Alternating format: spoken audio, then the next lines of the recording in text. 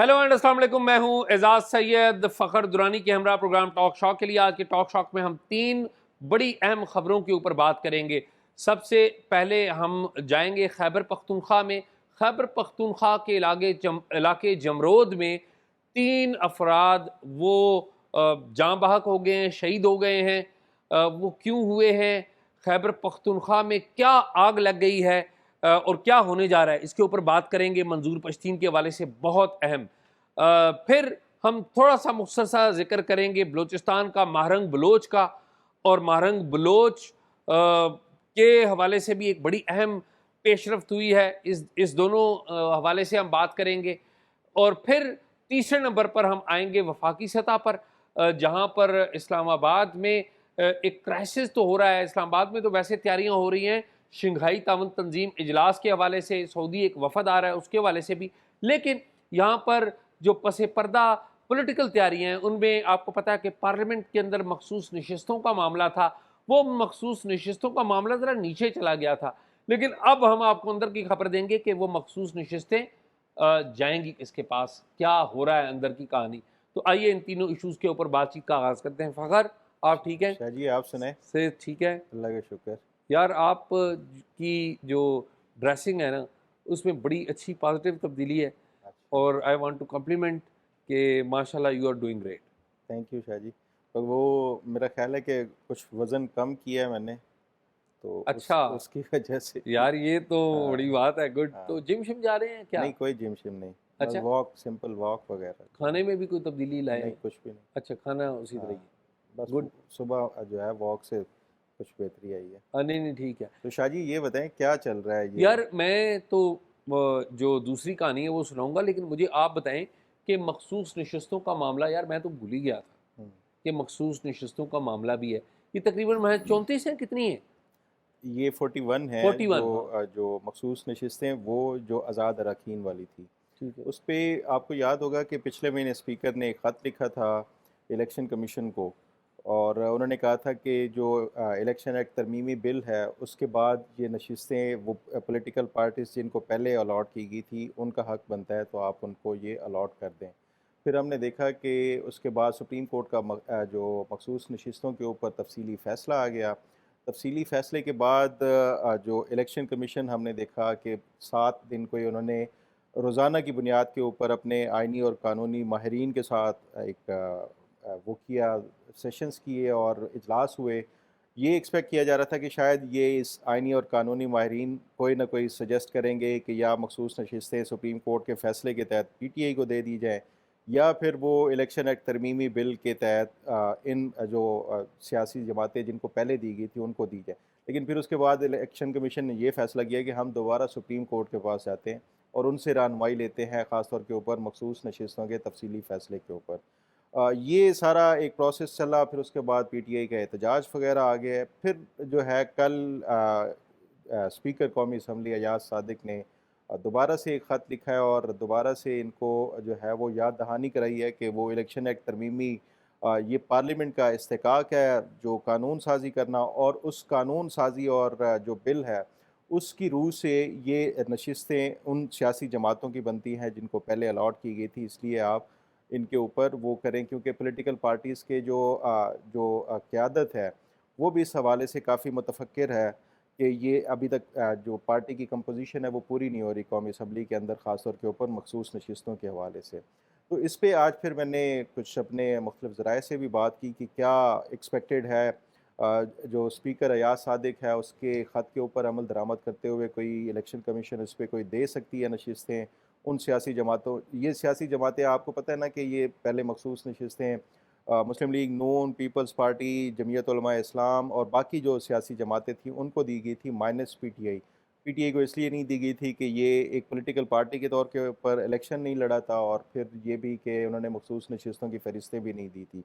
तो उस पे अब ये जो मेरी इतलात हैं कि इलेक्शन कमीशन फ़िलहाल इस पे कोई फ़ैसला नहीं करेगा, ना ही ये मखसूस नशिस्तें इन सियासी जमातों को दी जाएंगी, और ना ही वो जो सुप्रीम कोर्ट का फ़ैसला था उसके ऊपर अमल दरामद होगा। यानी इलेक्शन कमीशन ने दोनों को जो है ना वो एक क्या कहते हैं, सुर्ख झंडी होती है, वो दिखाने के हवाले से कि सुप्रीम कोर्ट को भी सुर्ख झंडी दिखाई हुई है, और ये जो पार्लियामेंट है اسپیکر جس کا کسٹوڈین ہوتا ہے اس کو بھی سرخ جھنڈی وہ کراتے ہوئے ابھی فی الحال کوئی فیصلہ نہیں کرے گا، اور ریزن یہ بتائے گا سپریم اس کو اسپیکر کو کہ ہم نے سپریم کورٹ کو اپروچ کیا ہوا ہے مخصوص نشستوں کے تفصیلی فیصلے کے بعد، تو ہم یہ ابھی فی الحال جب تک کوئی سپریم کورٹ کی اس کے اوپر ہمیں رہنمائی نہیں ملتی ہم اس کے اوپر کوئی فیصلہ نہیں کر سکتے۔ اور دوسری طرف سے سپریم کورٹ کا فیصلہ اس لیے امپلیمنٹ نہیں ہو سکتا کہ وہ الیکشن کمیشن جو الیکشن ترمیمی ایکٹ ہے اس کی وجہ سے ایک ایمبیگوٹی ہے، اس کے اوپر آپ ہمیں وہ رہنمائی فرمائیں۔ تو یہ دونوں کے ساتھ جو الیکشن کمیشن ہے نا وہ پنگ پونگ والا وہ کھیل رہا ہے، ادھر کی بال ادھر پھینک رہا ہے، ادھر کی بال ادھر پھینک رہا ہے، تو ابھی فی الحال کوئی فیصلہ نہیں ہوگا۔ لیکن یہ متوقع ہے کہ اگر یہ حکومت آئینی ترمیم جس طرح آپ بات کر رہے تھے نا کہ یہ دب گئی تھی اور پھر سے اب دوبارہ ایک بار معاملہ یہ اٹھ رہا ہے آئینی ترمیم کے حوالے سے، اگر یہ الیکشن کمیشن کو یہ واضح ہو گیا کہ جو حکومتی اتحاد ہے اس کے پاس وہ مطلوبہ نمبرز ہیں 2/3 میجورٹی والے، وہ اگر یہ آئینی ترمیم پاس کروانے کے یا جس دن ٹیبل ہوئی اس کے بعد یہ کوئی فیصلہ کر کے الیکشن ایکٹ ترمیمی بل کے تحت کوئی فیصلہ کر سکتا ہے، کیونکہ پھر اس کے بعد اگر کوئی چیلنج کرے گا بھی تو وہ پھر کانسٹیٹیوشنل کورٹ میں جائے گا، یہ موجودہ سپریم کورٹ میں نہیں جائے گا۔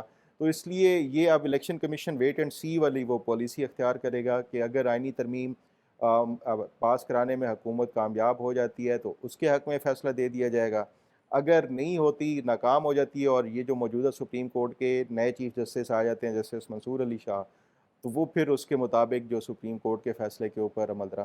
تو جس کی لاٹھی اس کی بھینس کے والا وہ جو معاملہ ہے کہ الیکشن کمیشن اس کے ساتھ جائے گا جس کی لاٹھی اور اس کے بھینس جو ہوگی۔ تو میرا خیال ہے کہ ابھی کوئی اس پہ اسپیکر کے خط کے اوپر کوئی عمل درآمد نہیں ہوگا، اور سپریم کورٹ کے فیصلے کے اوپر تو آلریڈی عمل درآمد نہیں کیا الیکشن کمیشن نے۔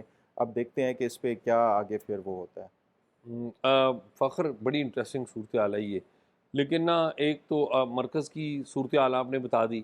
اسلام آباد میں آپ کو پتہ ہے کہ سعودی وفد آ رہا ہے اور پاکستانی حکام یہ دعویٰ یہ کر رہے ہیں، پاکستانی حکومت یہ دعویٰ کری کہ $2 ارب کے کی جو سرمایہ کاری کے لیے وہ وفد کے سارے سائن ہوں گے۔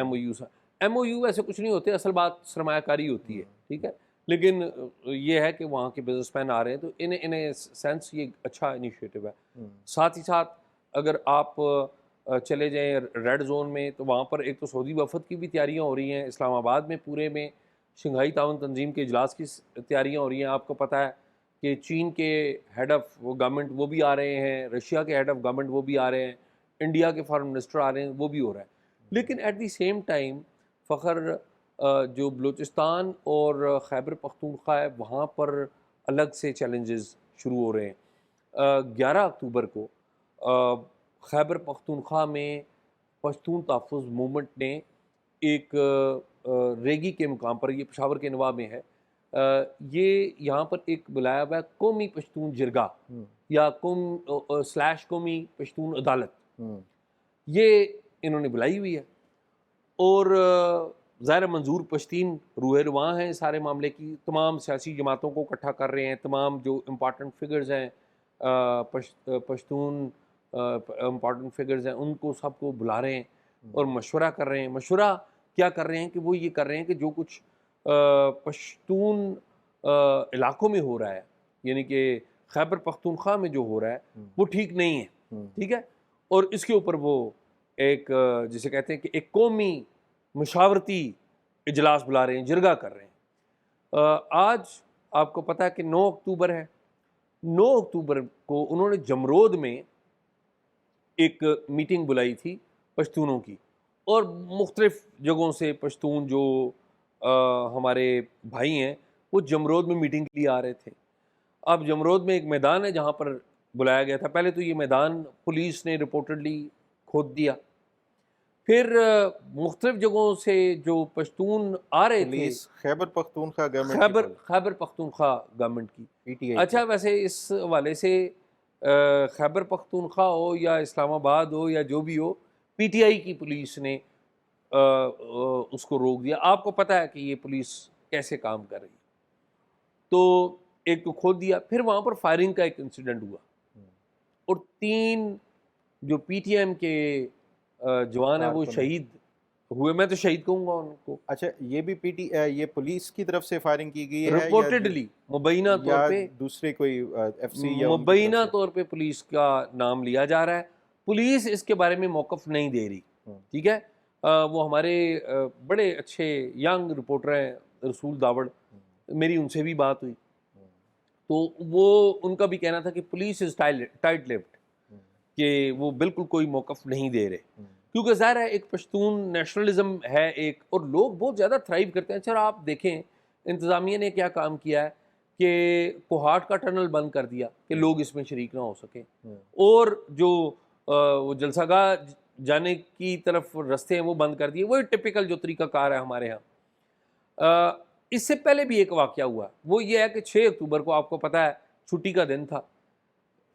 چھٹی کے دن انہوں نے فیڈرل گورنمنٹ نے ایک لیٹر نکالا، اور لیٹر نکال کے پشتون تحفظ موومنٹ پر پابندی عائد کر دی، جو کہ صریحاً زیادتی ہے اور ظلم ہے یہ پشتون تحفظ موومنٹ کے ساتھ، ان کے پولیٹیکل کارکنوں کے ساتھ، کیونکہ یہ گملہ بھی نہیں توڑ رہے. اچھا، اور اس کا بیک گراؤنڈ کیا ہے؟ میں اب ریاست کو کس بات کا غصہ ہے جو کہ مجھے سمجھ میں آتی ہے کہ یہ ان کو غصہ کیا ہے. فوج آپ کو پتہ ہے ہمارا کلیدی ایک آرگن ہے جو کہ یہ سسٹم چلا رہا ہے، ایسے اسٹیبلشمنٹ کا نام لیتے ہیں، اور انٹیلیجنس ایجنسیاں ساتھ ہوتی ہیں. تو جو خیبر پختونخوا میں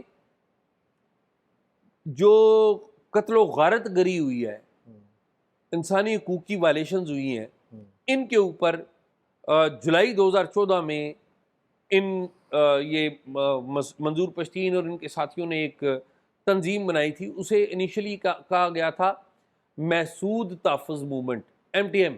ٹھیک ہے، یہ 2014 کی بات ہے، جولائی 2014 کی. اور ان کے مطالبات کیا تھے؟ بیسک مطالبات کیا تھے؟ 6 تھے بیسک مطالبات. نمبر 1 یہ کہتے تھے کہ ایکسٹرا جوڈیشل کلنگ وہ ختم کریں.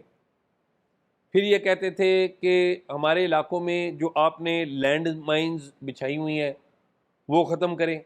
2 پھر یہ کہتے تھے کہ جن لوگوں کو آپ نے مسنگ کیا ہے ان کا پتہ بتائیں کہ وہ لوگ کدھر گئے ہیں. ٹھیک ہے. پھر چوتھے نمبر پہ یہ کہتے تھے کہ وکٹمز آف وائلنس جو ہیں ان کو کمپنسیٹ کریں. مثال کے طور پہ وکٹم آف وائلنس کو، ایک تو ہے نا دہشت گرد، جن لوگوں نے دہشت گردی کی ہے وہ ان کی بات نہیں ہو رہی، جو انوسنٹ لوگ مارے گئے ان کی آپ داد رسی کریں. اور پھر کچھ انوسنٹ لوگ تو ادھر کی فائرنگ سے بھی تو مرے ہیں نا. ٹھیک ہے، فائرنگ بھی ہوئی، گولہ باری، بھائی F-16 طیارے ان آبادیوں پہ مارتے رہے آپ. ٹھیک ہے، مبینہ بمباری وہاں پر ہوتی رہی. تو یہ کہتے تھے کہ اس میں جو انوسنٹ لوگ مارے گئے ہیں ان کی داد رسی کریں. پھر جو لینڈ مائن سے لوگوں کی ٹانگیں اڑ گئی ہیں، لوگ اپاہج ہو گئے، ان کی داد رسی کریں. پھر یہ کہتے تھے کہ ایک تو لاپتہ افراد کے بارے میں نے بتایا کہ یہ کہتے ہیں ان کو جو کیے ہیں ان کو بتائیں اور یہ کام بند کریں. ٹھیک ہے. پھر یہ کہتے تھے کہ آپ جو سیکیورٹی فورسز ہیں نا جو ان علاقوں میں ہیں ان کی اکاؤنٹیبلٹی کوئی نہیں ہے، اکاؤنٹیبلٹی کریں. اکاؤنٹیبلٹی یہ ہے کہ آپ جس مرضی کو اٹھا کر لے جائیں، جس مرضی کو مار دیں. اچھا، بعد میں پتہ لگتا ہے کہ وہ انوسنٹ ہے، کوئی پوچھنے والا نہیں. تو یہ اکاؤنٹیبلٹی مانگتے تھے. پھر چھٹے نمبر پہ یہ کہتے تھے کہ جو پشتونوں کی ڈگنیٹی ہے اس کو ریسٹور کریں. پشتونوں کی ڈگنیٹی کے حوالے سے کیا بات تھی کہ جو چیک پوسٹ ہیں، چیک پوسٹ پہ اگر کوئی پشتون ہے تو اس کی آپ پگڑی بھی اتارتے ہیں، اس کے ساتھ اگر خواتین ہیں ان کی تلاشی بھی لیتے ہیں آپ. یہ تو کوئی بھی نہیں مانتا. تو یہ پشتون تحفظ موومنٹ پہلے میں نے جس طرح کہ آپ کو بتایا یہ تھی محسود تحفظ موومنٹ. پھر ہوا یہ کہ جنوری 2018 میں کراچی میں نقیب اللہ محسود کا ایک قتل ہوا، تو اس کے اوپر انہوں نے ایک احتجاجی دھرنا کیا. اسلام آباد میں عمران خان صاحب تھے اور انہوں نے احتجاج کیا کہ یہ جو سیکیورٹی فورسز ہیں یہ زیادتی ہمارے ساتھ کرتی ہیں. فوج کا بھی نام لیتے ہیں، انٹیلیجنس ایجنسیوں کا بھی نام لیتے ہیں، پولیس کا بھی نام لیتے ہیں، سب کا نام لیتے ہیں. اس پہ یہ جو محسود تحفظ موومنٹ تھی وہ منظور پشتین کی سربراہی میں یہ پشتون تحفظ موومنٹ بن گئی. ڈیمانڈز ان کی بیسک یہی رہیں ایسا نہیں کہ ان کی ڈیمانڈ پر عمل درآمد نہیں ہوا، ان کی جو چیک پوسٹ کی ڈیمانڈ ہے اس پر کافی حد تک عمل درآمد بھی ہوا. ظاہر ہے ایسا تو نہیں ہے کہ یہ ناکام ہوئے. تو انہوں نے بڑی جو پشتون آبادی ہے اس میں بہت بڑی ان کی جیسے کہتے ہیں نا انگریس ہے. اچھا ان کے اوپر الزام لگایا جاتا رہا کہ جی یہ تو ملک دشمن ہے، یہ را سے اور پتہ نہیں افغانستان سے لے رہے ہیں جو مدد لے رہے ہیں. افغانستان میں یار لوگوں کو پتہ نہیں، افغانستان میں جو طالبان کی حکومت ہے یہ تو طالبان کے خلاف ہیں. ان کا تو یہ مطالبہ رہا ہے کہ یہ سیکیورٹی فورسز کی اکاؤنٹیبلٹی میں یہ بھی شامل ہے کہ یہ پشت پناہی کرتے ہیں بعض جو عسکریت پسند گروپوں کی، ان کا موقف ہے. تو ان کی تو طالبان کے ساتھ یا کالعدم ٹی ٹی پی کے ساتھ کوئی انڈرسٹینڈنگ ہی نہیں. یہ پروگریسو لوگ ہیں، یونیورسٹی سے پڑھے ہیں، یہ منظور پشتین یونیورسٹی کے طالب علم لیڈر ہیں بیسیکلی، وہاں سے آ گیا ہے. تو ان کے اوپر پہلے الزام لگائے جاتے رہے، کوئی عدالتوں میں کیس نہیں ہوا، مقدمات آپ جو مرضی کر لیں. جب بھی کوئی کہیں واقعہ ہوا منظور پشتین کا نام ڈال دیا آپ نے، بھئی آپ اس کو بیٹھ کے انگیج کریں، مسائل حل کریں تاکہ یہ مسئلہ نہ بنے. نہیں ہوا، آپ نے ان کو دہشت گرد قرار دے دیا، نوٹیفیکیشن کیا وزارت داخلہ کا، اور 11B جو سیکشن ہے اینٹی ٹیررزم ایکٹ 1997 کے تحت اس میں آپ نے دہشت گرد قرار دیا کہ جی کوئی بھی اس میں کوئی انٹیلیجنس ایجنسی بھی کہہ دینا کہ یہ رپورٹ ہے کہ یہ فارن فنڈنگ ہے یا غیر ملکی سے چلا رہے ہیں تو آپ دہشت گرد قرار دے دیں گے. اب مسئلہ یہ ہے کہ اس کی ایویڈنس کیا ہے. اگر آپ کے پاس کوئی ایویڈنس ہوتی تو آپ ان کے خلاف عدالت میں مقدمہ درج کرتے، ان کو گرفتار کرتے، عدالت میں ثابت ہوتا. یہ تو نہیں، آپ کے پاس ایویڈنس نہیں ہے. آج 3 دن ہو گئے انہوں نے اسے بین کر دیا ہے. قانون کے مطابق they are supposed to give reasons کہ ہم نے آپ کو بین کیوں کیا ہے، ابھی تک نہیں دیا، ریزن ہی نہیں دی. ٹھیک ہے، ابھی وہ جو 11 اکتوبر کو ایک قومی جرگہ ہونا ہے اس کے لیے کوششیں کر رہے ہیں کہ اکٹھے ہو کے مشاورت کریں. آپ نے وہاں پر بندے مر گئے، شہید ہو گئے، شہید ہی میں کہوں گا. تو وہ غصہ کس کے اوپر آئے گا؟ غصہ آئے گا ہماری سیکیورٹی فورسز کے اوپر آئے گا، اسٹیبلشمنٹ کے اوپر آئے گا، انٹیلیجنس سروسز کے اوپر آئے گا نا. یہ غصہ تو آئے گا. یہ آپ نیشنلسٹ سے لڑ رہے ہیں بھائی، آپ وہ ٹی ٹی پی سے نہیں لڑ رہے. یہ کوئی دہشت گرد نہیں ہے، یہ بندوق والے لوگ نہیں ہیں، یہ دلیل والے اور عین والے لوگ ہیں. انہوں نے ایک گملہ توڑا نہیں ہوا. ٹھیک ہے، تو یہ بڑی زیادتی ہے.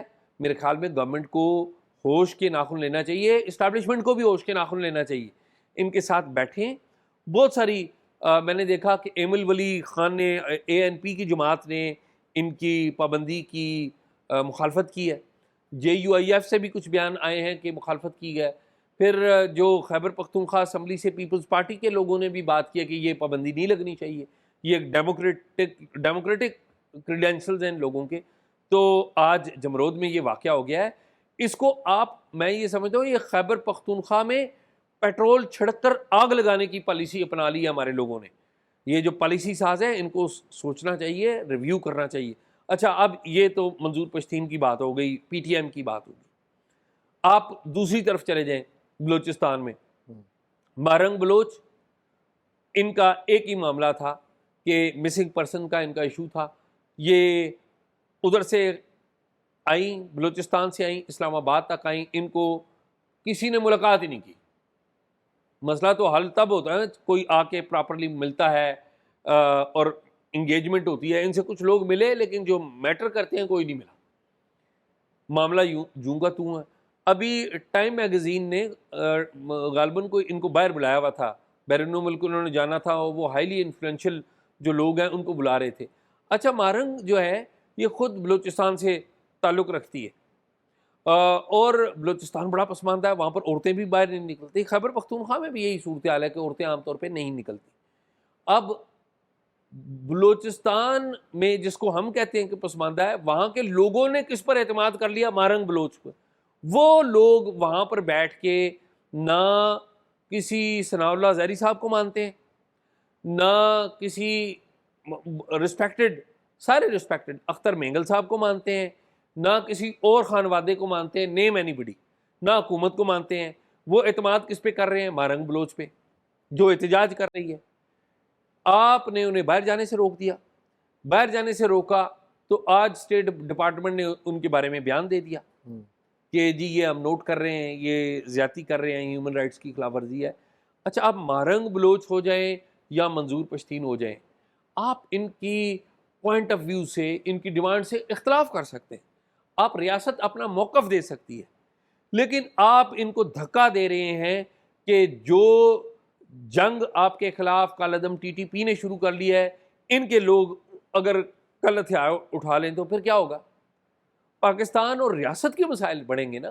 تو میرا یہ خیال ہے کہ اسلام آباد اور راولپنڈی جو جہاں پر یہ فیصلہ سازی ہوتی ہے، پرٹیکولرلی پنڈی، اسلام آباد بھی ان مینی ویز اپارا بھی، تو ان کو چاہیے کہ مہربانی کریں، یہ اس ملک کے بچے ہیں، ان کو مت دھکا دیں، یہ آگ مت لگائیں. آگے باقی ملک میں آپ کی پولیٹیکل انگیجمنٹ کی وجہ سے آگ لگی ہوئی ہے، اور بلوچستان اور خیبر پختونخوا میں آپ وہاں پر نیشنلسٹوں سے لڑ رہے ہیں، تو میرے خیال میں بڑی زیادتی ہے. آئی بلیو کہ یہ خیال جو ہے لڑائی جھگڑے سے مسئلہ حل نہیں ہوگا، پابندی لگانے سے اور مسئلہ کرے گا. آپ میرے خیال میں اس پہ آپ کی ایک شاہ جی، رائے ہے؟ میری رائے یہ ہے کہ یہ بات آپ کی بالکل درست ہے کہ جو ریاست ہے ان کو ڈائلاگ کے ذریعے ان کے ساتھ انگیج کرنا چاہیے، اور یہ پابندی بالکل جو ہے وہ مسئلے کا حل نہیں ہے. یہ جتنے بھی قوم پرست ہیں، چاہے وہ بلوچستان کے ہوں، خیبر پختونخوا کے ہوں، سندھ کے ہوں، ان سب کے ساتھ مل بیٹھ کے ایک گرینڈ جو ایک نیشنل ڈائلاگ ہے وہ کرنا چاہیے. لیکن اس کے ساتھ ساتھ ہمیں یہ بھی دیکھنا ہوگا کہ جو ریاست کی طرف سے ہمیشہ سے ایک یہ خاص طور کے اوپر اگر آپ پی ٹی ایم کے حوالے سے بات کر رہے ہیں، جو ایک ان کی طرف سے نعرہ تھا، وہ میرا خیال ہے کہ وہ بڑا ہی قابل اعتراض ہے، اور کہ ہر معاملے میں یہ سمجھتے ہیں کہ کہ فوج جو ہے وہی اس کی جو ہے ٹوٹل رسپانسیبل ہے، یہ جو دہشت گردی ہے اس کے پیچھے وردی ہے والا نعرہ. یہ میں سمجھتا ہوں یہ بھی ایک قابل اعتراض ہے کہ جس طرح آپ کہہ رہے ہیں کہ تحقیقات ہوں، سب کچھ ایک مل بیٹھ کے ڈائلاگ ہو، پتہ چلے، تو اس کے بعد ایک جو ہے نا یہ اس نعرے کے حوالے سے آج سے نہیں، یہ 2018 سے اعتراض اٹھایا جاتا ہے. جب یہ پی ٹی آئی کی حکومت تھی وہ بھی اس کے حوالے سے اعتراض اٹھاتے تھے کہ یہ جو نعرہ لگا رہے ہیں یہ درست نہیں ہے. پھر اس کے بعد ہم نے دیکھا جو کچھ ایسے انسیڈنٹس یہ نیشنلسٹ کی طرف سے اٹھائے گئے، بیرون ملک بھی پاکستان کے جھنڈے کی بے حرمتی کی گئی، یا یہاں پہ بھی وہ اس طرح کے پاسپورٹ جلانے والے جو باتیں ہیں یا اس طرح کے. تو میرا خیال ہے کہ یہ جو دوسری سائیڈ ہے اس کو بھی یہ اس طرح اگر آپ نے ڈائلاگ کرنا ہے تو یہ ریاست کو اشتعال نہیں دلایا جا سکتا، اور نہ ہی ریاست کی ریٹ کو چیلنج کر کے آپ جو ہے وہ ریاست کو مجبور کریں کہ آپ ہمارے ساتھ بیٹھ کے بات چیت کریں. تو یہ دونوں سائیڈوں سے میرا خیال ہے کہ یہ سینٹی پریویل کرنے کی ضرورت ہے. اگر یہ نہ ہوا تو پھر جو ہے میرا خیال ہے کہ معاملات پھر زیادہ وہ جس طرح آپ کہہ رہے ہیں کہ یہ خیبر پختونخوا ہو یا بلوچستان ہو، اس میں معاملات خراب ہو سکتے ہیں. فخر بھائی آپ نے ایک تو جو بیسک چیز ہے آپ اس پہ میرے سے ایگری کر رہے ہیں کہ یہ حالات خراب ہو گئے. باقی وہ جو آپ نے نعرے کی بات کی، آپ نے کہا کہ قابل اعتراض نعرہ ہے. میں یہ سمجھتا ہوں کہ سوال یہ نہیں ہے کہ نعرہ لگا ہے، میں یہ سمجھ رہا ہوں یا یہ سوال اٹھاتا ہوں کہ اپنے ہی ملک کے ہمارے بھائیوں کو یہ نعرہ لگانے کی ضرورت کیوں پیش آئی. یہ بڑی اہم بات ہے، یہ بات نہیں ہے کہ نعرہ قابل اعتراض ہے. پھر آپ نے ایک اور بڑی خوبصورت بات کی، اور یہ بات ظاہر ہے ہمارے یہ لوگ کہتے ہیں، آپ نے ایک پوائنٹ آف ویو دیا، آپ نے کہا ریاست کو اشتعال. بھائی ریاست کب سے اشتعال میں آنے لگ پڑی؟ ریاست تو جسے کہتے ہیں ماں ہوتی ہے، اسے تو اپنے بچوں، وہ اعجاز احسن صاحب نے وہ بڑے وہ لکھے تھے، پوئم لکھی، ریاست ہوگی ماں کے جیسی. تو میرے خیال میں یہ اشتعال میں اگر آپ نعروں کی وجہ سے آ جاتے ہیں تو اس کا مطلب ہے there is some problem in you. اس کا مطلب ہے کہ کوئی بھی بندہ آپ کو نعرہ لگا کر اشتعال میں لا سکتا ہے اور آپ اپنی سینٹی لوز کر سکتے ہیں. یعنی کہ آپ اشتعال میں آنے کا مطلب یہی ہوتا ہے نا کہ آپ غصے میں آ گئے، یہی ہے نا. تو جب آپ غصے میں آ کے کوئی فیصلے کرتے ہیں تو کیا وہ درست ہوتے ہیں؟ نہیں، وہ بالکل آپ کی بات درست ہے، لیکن بات اصل وہی ہے کہ جب آپ حکومت کی ایک رٹ ہوتی ہے، آپ اس کو وہ چاہے طالبان وہ کریں، چیلنج کریں، یا کوئی قوم پرست کریں. میں یہ نہیں کہہ رہا کہ یہ بندوق اٹھا کے رٹ کو چیلنج کر رہے ہیں، یہ ایک نعرے کے ذریعے اور جو اپنے اس طرح کے جھنڈا جو ہے اس کی بے حرمتی کرنا یا پاسپورٹ جلا دینا یا اس طرح کی، یہ بھی میرا خیال ہے کہ ایک چیلنج کرنے والی بات ہوتی ہے. فخر ویسے میں اب آپ کو بتاؤں، مجھے جھنڈے والی بات تو نہیں پتا، وہ بیرون ملک جو واقعہ ہوا وہ بھی اس میں میں عرض کروں کہ اس میں بعض لوگوں نے کہا کہ وہ پی ٹی ایم ہے، میرا نہیں مجھے نہیں یاد پڑتا کہ پی ٹی ایم تھی وہ، میرا نہیں خیال. آپ کو پتہ ہے کہ بیرون ممالک میں ہمارے جو افغان بھائی ہیں وہ بڑے، اور ان کا بھی پاکستان کے بارے میں کوئی اچھی رائے نہیں ہے. اچھا، اور میں ظاہر اس بات سے اختلاف کرتا ہوں. اور آپ کو پتہ ہے جرمنی میں جو واقعہ ہوا تھا پاکستان کا جھنڈا، اس میں افغان انوالو تھے، پی ٹی ایم انوالو نہیں تھی. مطلب یہ تو ریکارڈ کی باتیں ہیں نا. اب مسئلہ یہ ہے کہ بس کیا میں بات کروں کہ اب ایک پوری قوم ہے. اصل بات کیا ہے کہ لیڈرشپ کہاں پر ان کو لے کے جا رہی ہے؟ کیا لیڈرشپ ان کو کہہ رہی ہے کہ اٹیک کر دو؟ آنسر از نو. اچھا آپ دیکھیں، یعنی کہ ان کے اوپر آپ نے الزام لگا دیا اور ان کو بین کر دیا. آپ نے دوسری طرف کہا کہ جی 9/11 کر دیا ہمارے اوپر، وہ جو 9 مئی ہو گیا. میں ایگری نہیں کرتا ہوں 9/11 کی بات سے، اور اس کو تو بین نہیں کیا. کیوں؟ اس کا تعلق پنجاب سے تھا اس لیے. نہیں، تو اس کا تعلق پنجاب سے نہیں ہے. اس کا ہمیشہ سے جو ریاست کی طرف سے ایک آ رہا ہے نا، وہ یہ کہتے ہیں کہ عدلیہ کی طرف سے ہم تو یہ چاہ رہے ہیں ان کو جو ہے تمام تر ان کو ایک قانونی لحاظ سے جو ہے ان کے خلاف پروسیکیوٹ کرنا بھی، ان کو سزا دلانا بھی، لیکن عدلیہ کی طرف سے رکاوٹیں آ رہی ہیں. فخر میں تو یہ عرض کر رہا پنجاب ہوں والا نہیں ہے اب معاملہ. عدلیہ نہیں آ رہی. یہ آپ تو ٹھیک کہہ پھر رہے ہیں، عدلیہ، ہاں آپ ٹھیک کہہ رہے ہیں کہ عدلیہ کی طرف سے. مجھے یہ بتائیں کہ پی ٹی آئی نے تو آپ کے اوپر اٹیک کیا تھا.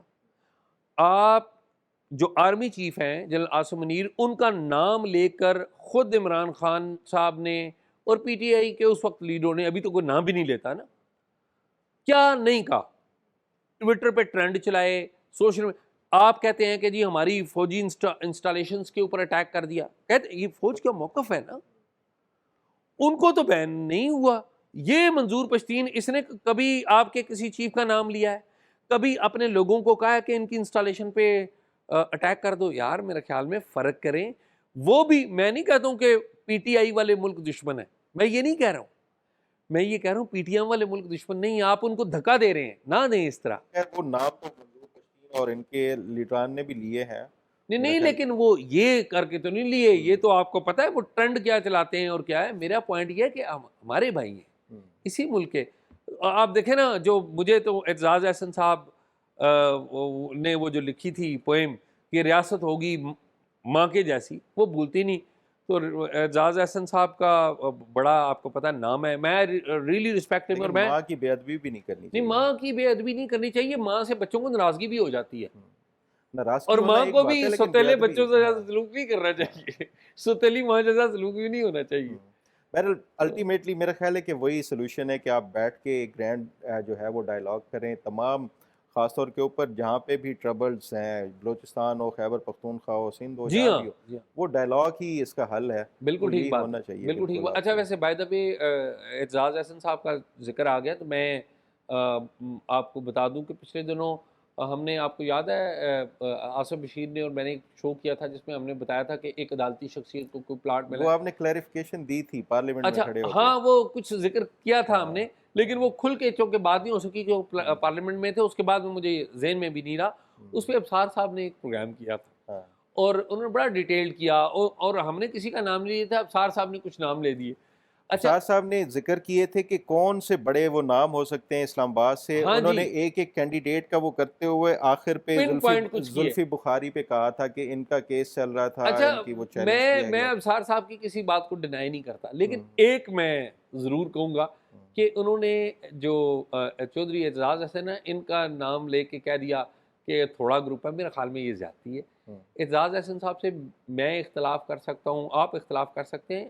ایک زمانہ واقف ہے، ایز اے جورسٹ ان کی رسپیکٹ ہم کرتے ہیں، ان کے بہت سارے کیسز سے ہم اختلاف کرتے ہیں. میں ذاتی طور پہ اعتزاز صاحب کی کیوں رسپیکٹ کرتا ہوں. میں آپ کو ذاتی بات بتا رہا ہوں کہ اس ملک میں جہاں پر کوئی ٹیکس نہیں دیتا، اعتزاز احسن صاحب ایک زمانے تک ہائیسٹ ٹیکس پیئنگ لائر تھے اس ملک کے. ابھی بھی شاید ہوں، اگر ابھی بھی چیک کریں، وکیل تے ٹیکس دیندے نہیں ہیں کہ جرنلسٹ بھی ٹیکس نہیں دیتے. ویسے بائی دا وے میں آج ہی نہیں ہم ٹیکس دیتے ہیں نہیں شاہ جی. کم لوگ ہیں آپ دیتے ہیں. آئی ایگری، آپ بھی دیتے ہیں اور بھی ہمارے ساتھی نہیں ٹیکس دیتے لوگ. Aitzaz Ahsan highest tax pair. پھر اعتزاز احسن نے پوری ایک موومنٹ چلائی، لائرز موومنٹ چلائی، اسے ہم اختلاف کر سکتے ہیں، لیکن اعتزاز احسن نے اناؤنس کیا جس دن افتخار چودھری صاحب بحال ہو گئے نا، تو ہمارے متی اللہ جان نے اعتزاز احسن سے کہا کہ جی آپ جو ہیں اب تو آپ کے بڑے مزے ہوں گے، آپ تو بڑی فیسیں لیں گے، آپ افتخار چودھری صاحب کے پاس جائیں گے، چیف جسٹس بن گئے تھے تو وہ تو آپ کو ریلیف دیں گے۔ انہوں نے اناؤنس کر دیا کہ جی میں افتخار چودھری کے پاس پیش نہیں ہوں گا، نہیں پیش ہوں گا۔ پھر یہ ایک آدھ کیس میں پیش ہوئے، وہ بھی ایسے کہ یہ یوسف رضا گیلانی صاحب کا کیس تھا جس میں ان کو لائر انگیج کیا گیا تھا اور وہ بینچ بھی کوئی اور تھا۔